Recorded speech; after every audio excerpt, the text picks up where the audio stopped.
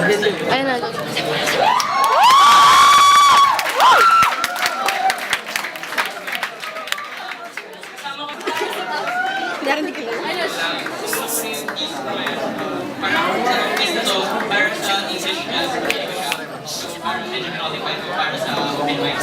So yeah, I'm gonna start now.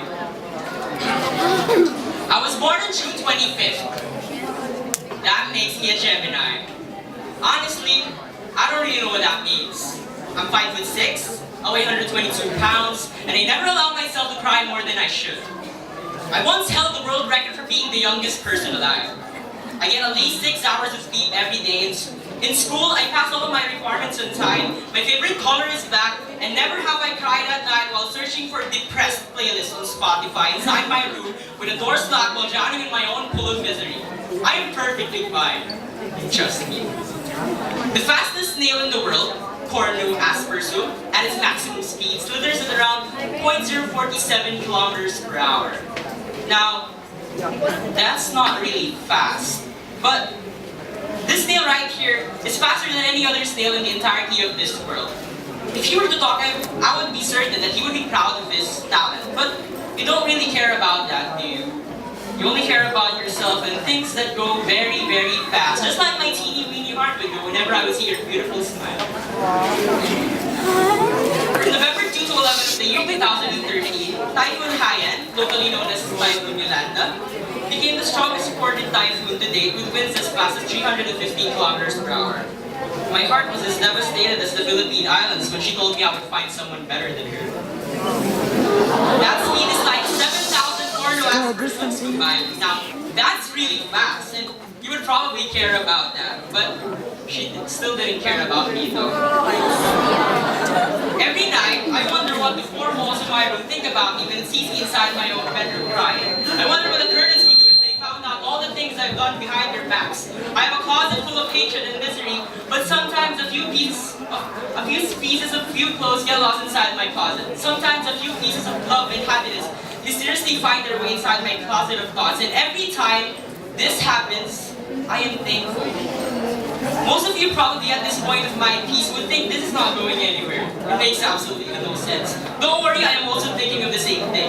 Anyways, the fastest speed ever recorded on land was 1,228 kilometers per hour.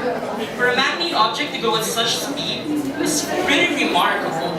And the time it took for me to completely forget about her is also pretty remarkable. Let's talk about air. Air is the layer of gases that surround the Earth and is retained by its gravity. Air is heavy and invisible, just like my problems. I can't see them, I can only feel them, especially when a large amount of it comes rushing through my face. Just like air, my problems are heavy. It drags me down with its own immense gravity. These problems may be like air and might cause a lot of trouble to me, but without air, I wouldn't be able to survive. I wouldn't be able to live. So without my problems, I wouldn't be able to live. I wouldn't be able to become who I am right now. When you get air inside your ear, it is called ear barotrauma. It is caused by immense changes in pressure. When my ear gets a sudden immense change in pressure, it is called ear barotrauma. When my soul gets an immense change in pressure, it is traumatic stress. Air inside your stomach is normal. Air finds its way into your stomach when a person swallows excess air when eating or drinking really fast. To get rid of air inside our body's stomach, we burp. Some people have really cute burps. My anxiety is like air inside my stomach. It's not supposed to be inside my body, but it is. It's not really killing me, but it's inside my body and I need to get rid of it. So my body has this mechanism called burping to get rid of anxiety inside my body. And my body also has this mechanism removing anxiety inside my system by listening to sad and depressing music late at night inside my room, the doors locked, only down in my own full of misery. Okay, so enough with this air bullshit. I have to change a few things here. You see, I haven't been completely honest with the entirety of this piece. I stated a lot of bluffs, so I'm gonna start from the very beginning again. I was born on June 26th, not 25th, so that makes me a Cancer of this society. Cancer is my zodiac sign. Honestly, I still don't know what that means. I'm 5'7", I weigh 124 pounds, and I always cry more than I should. I once held the world record for being the the youngest person alive, but everybody was the youngest person alive when they were born, so technically it's not an achievement, but I'm proud of it.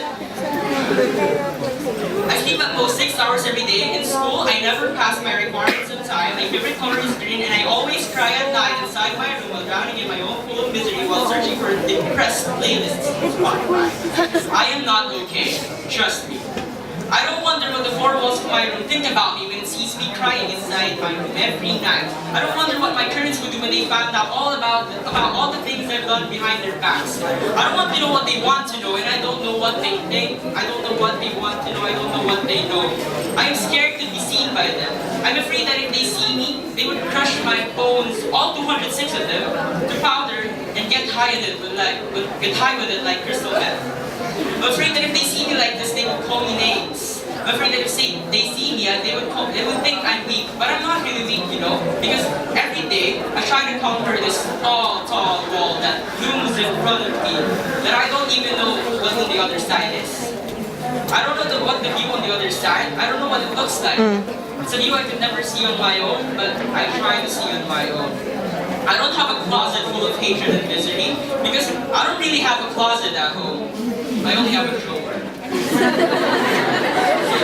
I don't have a closet of thoughts, but I do have a drawer of thoughts. I have a drawer full of hatred and misery, the few pieces of love and happiness that I have no idea how it got here. And every time this happens, well, this never happens. Love and happiness never deserves to be found inside my drawer of thoughts. So yeah, all I have is a drawer. I don't have a closet. So, can't you see, I'm trying to fix myself even though I don't know where I got broken. I'm trying to fix myself even though I seem perfectly fine. I'm trying to fix myself even though every single day I get more broken. I'm trying to fix myself without knowing how to fix myself.